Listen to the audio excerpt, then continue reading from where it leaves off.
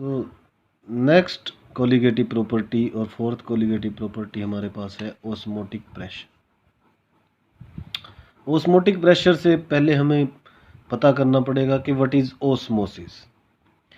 Osmosis क्या है कि अगर एक सॉल्यूशन और सॉल्वेंट को एक सेमी परमिएबल मेम्ब्रेन से सेपरेट करके रखते हैं, ऐसे ये सॉल्वेंट है, ये सॉल्यूशन है इधर, और ये बीच में एक सेमी परमिएबल मेम्ब्रेन है। सेमी परमिएबल मेम्ब्रेन वो मेम्ब्रेन जो सिर्फ सॉल्वेंट के मॉलिक्यूल्स को ही अपने में से पास होने देती है, सॉल्यूट के मॉलिक्यूल्स को नहीं, क्योंकि उसका साइज बड़ा होता है। तो जब ऐसे सॉल्वेंट और सॉल्यूशन को हम सेपरेट करेंगे सेमी परमिएबल मेम्ब्रेन से, तो सॉल्वेंट वाले मॉलिक्यूल्स जो हैं वो सॉल्यूशन की तरफ जाते हैं। इस प्रोसेस को ही हम बोलते हैं ऑस्मोसिस। मतलब the movement of solvent particle from solvent side to solution side, और from a less concentrated solution to highly concentrated solution. मतलब अगर ये लेस कंसंट्रेटेड सॉल्यूशन है और ये हाईली कंसंट्रेटेड सॉल्यूशन है, तो हायर कंसंट्रेशन वाले सॉल्यूशन की तरफ सॉल्वेंट के पार्टिकल्स जाएंगे। इस प्रोसेस को हम बोलते हैं ऑस्मोसिस। अगर ये बीच में से सेमी परमिएबल मेम्ब्रेन हटा दूं, तो फिर दोनों एक दूसरे में डिफ्यूज़ हो जाएंगे, एक दूसरे में दोनों सॉल्यूट के पार्टिकल भी और सॉल्वेंट के पार्टिकल भी एक दूसरे में मूव कर सकते हैं। तब उस प्रोसेस को हम बोलते हैं डिफ्यूज़न, जो जनरली डिफ्यूज़न होती है जब हम किसी सॉल्यूशन में सॉल्वेंट को मिलाते हैं। तो इस प्रोसेस को हमने बोल दिया ऑस्मोसिस। सेमी परमिएबल मेम्ब्रेन वही जो मैंने बताया कि जो सिर्फ सॉल्वेंट के पार्टिकल को पास होने दे। दो तरीके की हो सकती हैं, एक तो नेचुरल, जैसे वेजिटेबल, प्याज की झिल्ली हो गई, और सब्जियों की मेम्ब्रेन्स हो गई, ये सभी क्या हैं, सेमी परमिएबल मेम्ब्रेन्स। ऐसे ही ब्लैडर हो गए जानवरों के, पिग्स ब्लैडर हो गए, ये सभी क्या हैं, सेल्स हो गई, उनमें सब में क्या होती हैं, semi permeable membrane. Artificial semi permeable membranes हम पार्चमेंट पेपर से या सेलोफेन से और सर्टेन इनऑर्गेनिक सब्सटेंसेस को, कॉपर फेरोसाइनाइड हो गया, सिलिकेट्स हो गया, आयरन के, निकल के, कोबाल्ट के एक्सेट्रा, ये सभी आर्टिफिशियल सेमी परमिएबल मेम्ब्रेन की तरह काम कर सकते हैं। ओस्मोसिस, एंडोस्मोसिस और एक्सोस्मोसिस। ओस्मोसिस दो तरीके से इसको कह दिया हमने कि जब एंड एक्सोस्मोसिस, जब सेमी परमिएबल मेम्ब्रेन में से सॉल्वेंट मॉलिक्यूल बाहर आए तो उसको हम बोल देंगे एक्सोस्मोसिस। और जब solvent molecule semi permeable membrane के अंदर जाए, permits to come inside and permits to go outside, दो तरीके हैं। तो एंडोस्मोसिस में क्या है, जब मेम्ब्रेन जो है वो सॉल्वेंट मॉलिक्यूल को परमिट करती है तो एंटर इनसाइड, तो उसको बोल दिया एंडोस्मोसिस। एक छोटा सा क्वेश्चन भी यहाँ पे बनता है, difference between osmosis and diffusion. Osmosis में क्या होगा, सेमी परमिएबल मेम्ब्रेन होगी, एक सॉल्वेंट और सॉल्यूशन को सेमी परमिएबल मेम्ब्रेन से अलग किया हुआ होगा, जबकि इसमें कोई डिफ्यूजन में कोई मेम्ब्रेन नहीं होती। दोनों ऑस्मोसिस में क्या होगा कि जो सॉल्वेंट के मॉलिक्यूल हैं सिर्फ वही मूव कर सकते हैं थ्रू सेमी परमिएबल मेम्ब्रेन। इसमें क्योंकि सेमी परमिएबल मेम्ब्रेन नहीं है, तो दोनों ही सॉल्वेंट भी और सॉल्यूट मॉलिक्यूल एक दूसरे में मूव कर सकते हैं डायरेक्टली। ये लोअर कंसंट्रेशन में से हायर कंसंट्रेशन की तरफ इसमें मूवमेंट होगी सॉल्वेंट पार्टिकल की, इसमें हायर टू लोअर होगी। डिफ्यूजन में हायर से लोअर की तरफ जाएंगे पार्टिकल्स। इट जो ऑस्मोसिस है वो सिर्फ सोल्यूशन के केस में अप्लाई होती है। It can not be stopped और रिवर्स, इसको रोक नहीं सकते और रिवर्स इसको रोक भी सकते हैं और ये रिवर्स भी कर सकते हैं ऑस्मोसिस को। जबकि जो डिफ्यूज़न है वो गैस में भी अप्लाई हो सकती है, सोल्यूशन में भी अप्लाई हो सकती है, और इसको हम रोक नहीं सकते, ना ही इसको रिवर्स कर सकते हैं मैक्सिमम केसेस में। वैसे कुछ केसेस में कर भी सकते हैं, लेकिन मैक्सिमम केसेस में इसको रिवर्स नहीं हम कर सकते। कैसे हम ऑस्मोसिस को रिवर्स कर सकते हैं, वो हम आगे पढ़ेंगे। अब आई बात ऑस्मोटिक प्रेशर की। ऑस्मोटिक प्रेशर क्या है? जैसे ही हमें पता है कि सॉल्वेंट और सोल्यूशन को हम सेमी परमेबल मेम्ब्रेन से सेपरेट करते हैं तो सॉल्वेंट मॉलिक्यूल सोल्यूशन की तरफ जाना शुरू कर देंगे। अब इन पार्टिकल्स को सोल्यूशन में जाने, सॉल्वेंट पार्टिकल को सोल्यूशन में जाने के लिए सोल्यूशन की तरफ हमें एक क्या लगाना पड़ेगा? एक प्रेशर। ऊपर से हमें इसको एक प्रेशर लगाना पड़ेगा, पिचकाना पड़ेगा। एक पिस्टन मान लीजिए हमने यहाँ लगा रखा है, उस पिस्टन की सहायता से हमें इसको नीचे दबाना पड़ेगा ताकि ये लेवल बराबर आ जाए, मतलब ये पार्टिकल सोल्यूशन के इसमें मूव ना करेंगे। तो जो वो प्रेशर, जो मिनिमम प्रेशर जो हमें लगाना ही पड़ेगा सोल्यूशन साइड में, to just prevent the entry of solvent particle,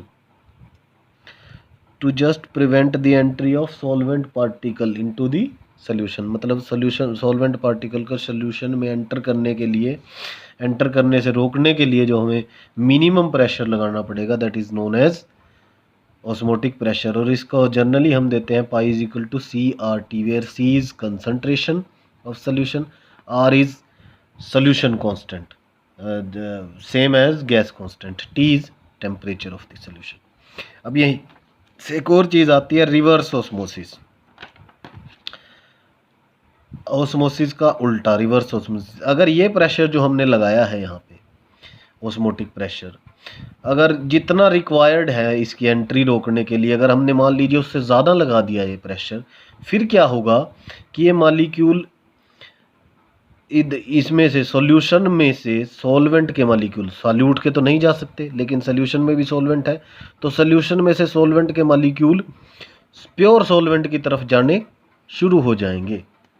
मतलब इधर सिर्फ सॉल्यूट बच जाएगा और सारा सॉल्वेंट इधर चला जाएगा।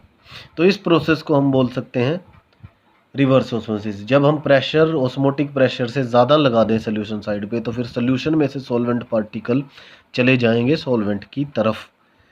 और इसी प्रोसेस से पानी को हम साफ़ करते हैं। RO जो वाटर प्यूरीफायर होते हैं वो इसी रिवर्स ऑस्मोसिस सिस्टम पे बेस्ड होते हैं, जिस RO वाटर प्यूरीफायर जिसको हम बोलते हैं। जैसे डीसैलाइनेशन ऑफ वाटर, सी वाटर इसका एक एप्लीकेशन है। डीसैलाइनेशन वही, मतलब पानी है गंदा, उसमें साल्ट है और तरह की इम्प्योरिटी है, तो उसको सेमी परमेबल मेम्ब्रेन लगा के और उसको ऑस्मोटिक प्रेशर से ज़्यादा प्रेशर दे के उसमें से सॉल्यूट और इम्प्योरिटीज़ में उस पे मेम्ब्रेन के बाहर रह जाएंगे और प्योर वाटर इधर निकल जाएगा, जिसको हम पीने के लिए यूज़ कर सकते हैं। अच्छा, इसका एक्सप्रेशन हम लोग कैसे निकाल सकते हैं? हमें पता है, ये देखा है कि ऑस्मोटिक प्रेशर जो है वो डायरेक्टली प्रोपोर्शनल होता है concentration of solute and temperature. तो जिसको हमने एक कांस्टेंट ऑफ प्रोपोर्शनलिटी लगा दिया साथ में, R इज सोल्यूशन कांस्टेंट, इसकी वैल्यू सेम एज, तो ये आ गया pi is equal to CRT। Concentration मेरे को पता है क्या होती है, number of moles per unit volume. Molar concentration यहाँ पे हम यूज़ करते हैं, मोलर मैंने molarity, number of moles per litre of the solution, per litre of the solution. तो यहाँ पे C की जगह N/V कर दिया। तो ये वही इक्वेशन आ गई जो आइडियल गैस इक्वेशन होती है। अगर यहाँ पे पाई की जगह हम P लिख दें, PV is equal to NRT, ये क्योंकि पाई ऑस्मोटिक प्रेशर है इसलिए इसको पाई लिखेंगे हम, pi V is equal to NRT। बाकी सभी बातें हमें पता है। N is the number of moles of solute, R is the solution constant, T is the temperature, V is the volume of solution in litres. ये ध्यान रखना है, यहाँ पे लीटर्स में वॉल्यूम लिखना है। और ये जो इक्वेशन है इसको हम बोलते हैं van't Hoff equation. Van't Hoff जो था, JH वेंट हॉफ, वो साइंटिस्ट है जो जिसने फर्स्ट नोबेल प्राइज़ केमिस्ट्री में लिया। केमिस्ट्री का first Nobel prize JH van't Hoff को मिला और वो इसी इक्वेशन के लिए मिला। इस equation plus van't Hoff factor, इन दो चीज़ों के लिए इसको केमिस्ट्री का नोबेल प्राइज़ मिला सबसे पहला।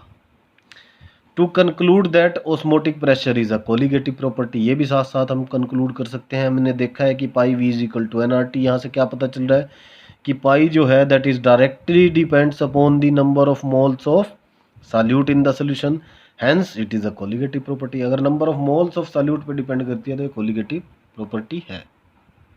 डिटर्मिनेशन ऑफ मोलर मास और मॉलिक्यूलर मास ऑफ सॉल्यूट, ये भी हम निकाल सकते हैं। Pi V is equal to nRT। n हमें पता है क्या होता है, W2/m2। W is a given weight, m2 is the molar mass. तो यहाँ से m2 हम निकाल सकते हैं using all these values.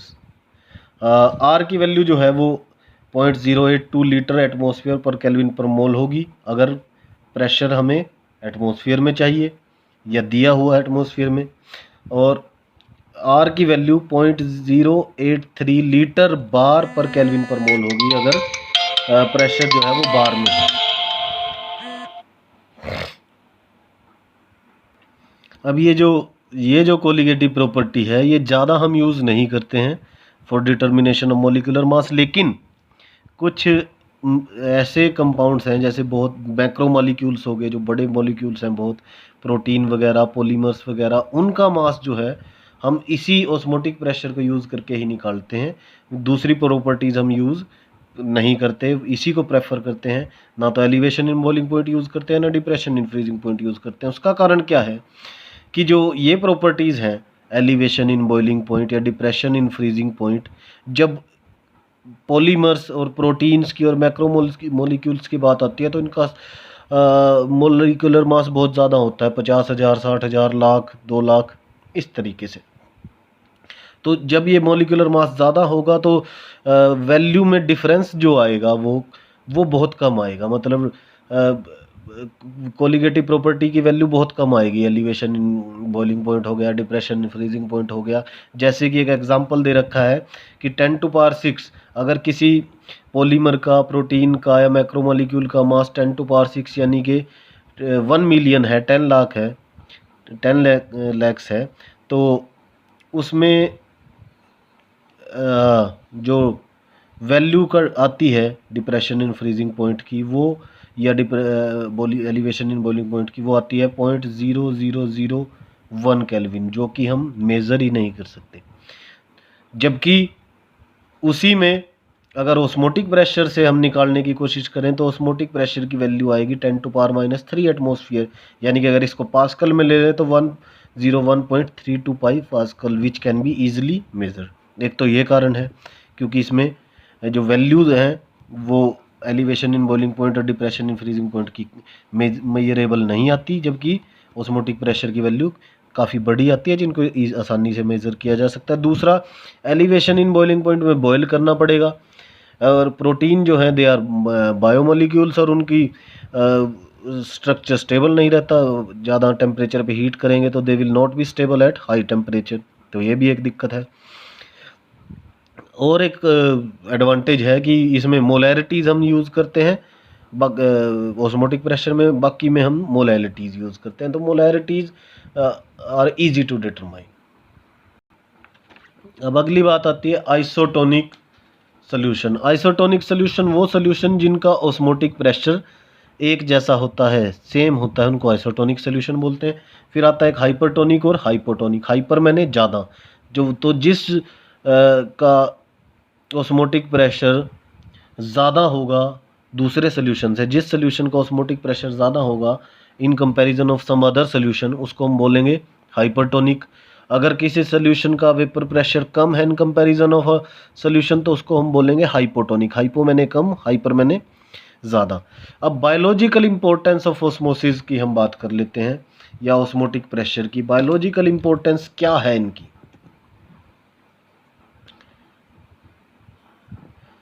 Biological importance की अगर मैं बात करूं तो सबसे पहले हीमोलिसिस और प्लाज्मोलिसिस प्रोसेस है। हीमोलिसिस क्या होगा कि जब हम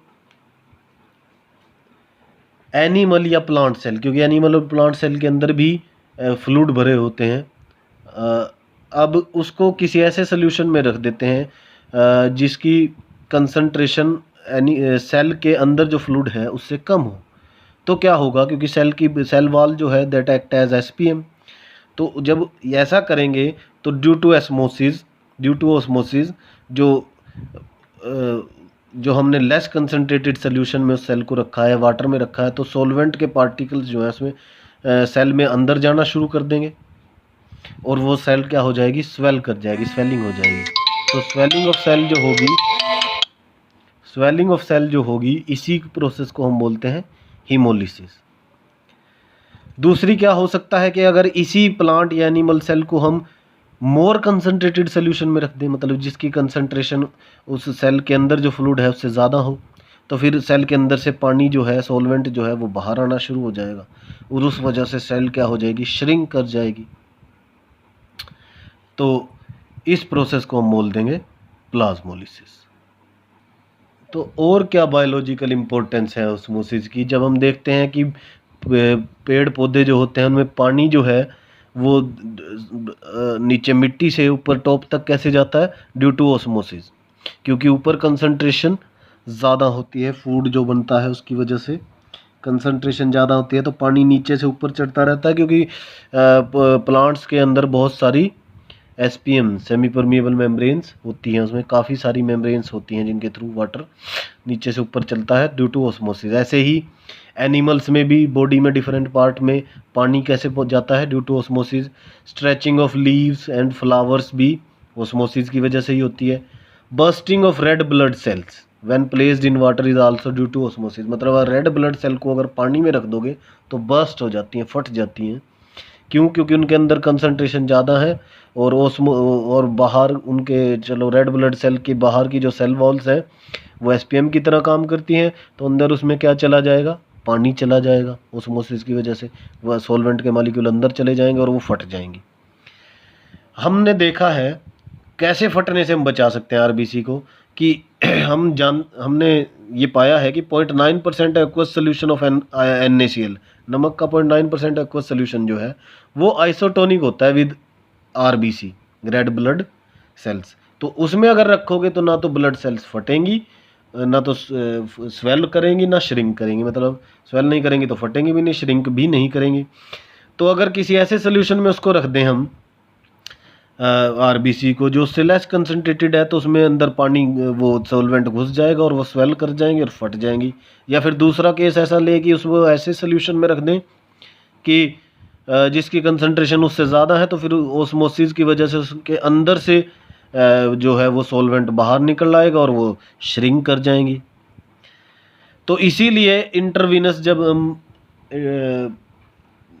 इंजेक्शन लगाते हैं, इंजेक्शन जब डॉक्टर लगाते हैं, तो वो जो इंजेक्शन का सोल्यूशन होगा that must be isotonic with blood, ताकि जो ब्लड सेल्स हैं, जो RBCs हैं, वो ना तो स्वेल हो और ना श्रिंक हो। और कुछ फिनोमिनाज हैं बेस्ड अपॉन ऑस्मोसिस जिनको हम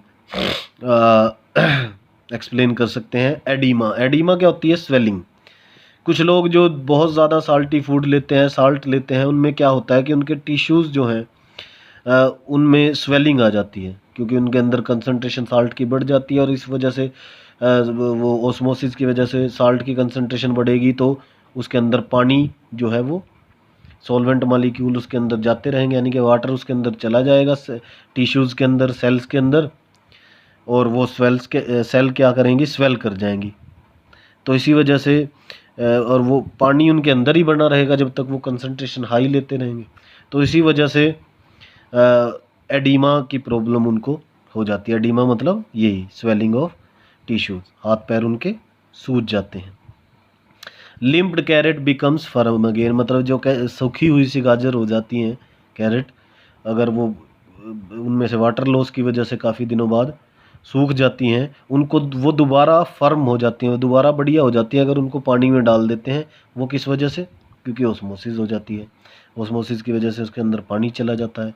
ऐसे ही जो विल्टेड फ्लावर्स हैं, जो मुरझाए हुए से फूल होते हैं थोड़े, उनको अगर पानी में डाल दें, पानी छिड़क दें, उनके ऊपर डाल दें, तो वो भी दोबारा से रिवाइव कर जाते हैं। ये भी किस कारण से होता है? ऑस्मोसिस की वजह से, क्योंकि उनके अंदर पानी चला जाता है। Raw mangoes shrinks when placed in concentrated common salt solution, जब हम अचार बनाते हैं और उनमें कच्चे आम डालते हैं तो वो आम जो है वो श्रिंक कर जाते हैं। वो भी ऑस्मोसिस की वजह से होता है, क्योंकि उसको हाईली कंसंट्रेटेड नमक और चीनी के सोल्यूशन में डालते हैं, जिसकी वजह से उनके अंदर से पानी बाहर निकल आता है और वो श्रिंक कर जाते हैं। ऐसे ही मीट हो या फ्रूट्स हो, उनको जब हम उनमें साल्ट या शुगर ऐड करते हैं तो उनके अंदर का पानी भी बाहर निकल जाता है। अब वो पानी बाहर आ जाएगा तो इसकी वजह से वो बैक्टीरिया जो थे, जो उसको ख़राब कर सकते थे मीट को और फ्रूट्स को, वो बैक्टीरिया भी अपना उनका भी दे लूजेस देयर वाटर, वो भी वाटर लूज़ कर देते हैं, जिसकी वजह से वो भी मर जाते हैं, श्रिंक कर जाते हैं, डाई हो जाते हैं। इस वजह से जो मीट या फ्रूट्स हैं उनको हम लंबे समय तक प्रिजर्व कर सकते हैं। एक दो न्यूमेरिकल्स हैं हमारे पास, जैसे 200 ml of aqueous solution of protein contains 1.26 gram of protein. The osmotic pressure of this solution at 300 Kelvin is this. Calculate the molar mass of protein. हमें पता है फॉर्मूला क्या है, pi V is equal to N R T और pi V is equal to two M2 by R T. M2 निकाल देंगे यहाँ पे, W2 हमें गिवन है, R की वैल्यू जैसे यहाँ ऑस्मोटिक प्रेशर बार में दे रखा है तो बार वाली लेनी पड़ेगी, यानी कि कौन सी लेनी पड़ेगी, 0.083 लीटर बार पर केल्विन पर मोल। सारी वैल्यूज़ जब हम ये पुट करेंगे, और ये ध्यान रखना है साथ में, अब वॉल्यूम जो है वो 200 ml लीटर ml में दे रखा है, तो इसको लीटर में कन्वर्ट करेंगे 0.2 लीटर। अब ये सारी वैल्यूज़ जब हम डालेंगे तो ये आ गया मास ऑफ प्रोटीन। ये बहुत ज़्यादा मास आएंगे प्रोटीन के, तो ज़्यादा मास प्रोटीन या मैक्रोमोलिक्यूल्स या जो हमारे पास पॉलीमर्स हैं उनके मास हम किससे निकालते हैं, इसी से, ऑस्मोटिक प्रेशर वाली प्रॉपर्टी यूज़ करके। दूसरा एक क्वेश्चन है कि calculate the osmotic pressure in pascal. अब ये पास्कल में कैलकुलेट करना है। Exerted by solution prepared by dissolving 1 gram of polymer of molar mass 1185000 in 450 ml of water at 37 degree Celsius. तो वही सारा कुछ फॉर्मूला वही है। हमें क्या करना है, ऑस्मोटिक प्रेशर यहाँ पता करना है और पास्कल में पता करना है। W2 गिवन है, M2 गिवन है, टेम्परेचर हमारे पास गिवन है, वॉल्यूम भी समझो 450 ml था, उसको हमने लीटर में कर लिया। अब यहाँ पे R की वैल्यू जो है वो हमें ये लेनी है 8.314 kilo pascal litre per kelvin per mole, यानी कि 0.314 10 to power 3 pascal litre per kelvin per mole. कैसे आया ये, हमें पता है कि 1 एटमॉस्फेयर किसके बराबर होता है, 101,325 पास्कल। अब R की वैल्यू एटमॉस्फेयर वाली हम ले लेंगे, वो क्या थी, 0.0821 लीटर एटमॉस्फेयर पर केल्विन पर मोल। तो एटमॉस्फेयर की जगह ये वैल्यू मैं पुट कर दूंगा, ये वैल्यू मैंने पुट कर दी। अब मेरे पास आ गया 8.314 10 to power 3 pascal litre per kelvin per mole. तो वो वैल्यू हम यहाँ R की लेंगे और डाल देंगे, और ये हमारे पास आ जाएगा pressure, osmotic pressure in pascal. एक और क्वेश्चन है, a 5% solution of cane sugar is isotonic with 0.877% solution of urea, find the molecular weight of urea. अब हम क्या करेंगे कि दोनों में पाई ऑफ केन शुगर निकालेंगे। हमें पता है कि क्या है, CR W2M2/RT/V। 5% सोल्यूशन का मतलब है कि 5 ग्राम इन 100 ml। ml क्यों लिया, क्योंकि ये सोल्यूशन कौन सा है, ये सोल्यूशन है वेट बाय वॉल्यूम टाइप। तो पाई सी आ गया 5/342। 342 is molecular mass of cane sugar. R T और V की वैल्यू हम नहीं लेंगे क्योंकि हमें इन दोनों को बराबर पुट करना है। फिर यूरिया के लिए लिखा, यूरिया कितना था, 0.877% ऑफ यूरिया, तो यहाँ 877%। M2 हमें निकालना है, R T V ये हम, क्योंकि दोनों का बराबर ही आना है इसलिए हम ये वैल्यू बराबर यहाँ पुट करेंगे। जब हम ये वैल्यूज़ बराबर पुट करेंगे तो ये कैंसिल हो जाएंगे आपस में, R T V, और ये कैंसिल होने के बाद M2 आएगा 60, जो हमें पता है कि कितना होता है, 60 होता है। बाकी के ये जो दो न्यूमेरिकल्स हैं ये आप लोग खुद ट्राई करोगे।